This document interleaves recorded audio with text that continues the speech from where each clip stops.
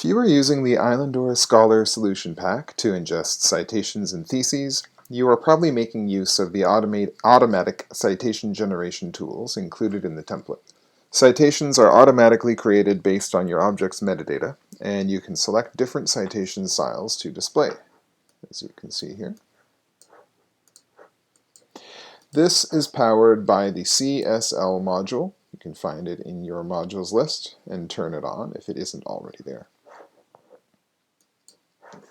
Now, what's already included is rather limited, but you can add more citation styles to this drop-down list by downloading and installing CSL style sheets.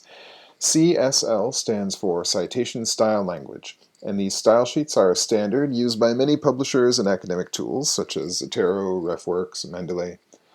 The easiest way to find CSL style sheets is in the Zotero style repository at zotero.org/styles.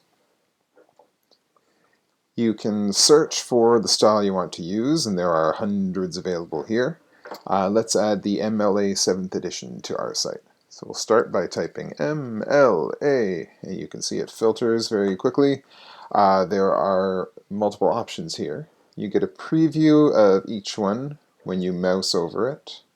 You can see what the different citations look like. Just select the one that suits your needs. I will take the 7th edition with URL option. So it downloads a .csl file, which we will then upload to our Islandora site. So back to Islandora. Go to Islandora, Islandora Utility Modules, CSL Styles. Here you'll see a list of the styles that are already installed and a field to add a new one. Give it a name, which is what we'll display in the drop-down list. I'll call this MLA 7th edition. And then upload the file.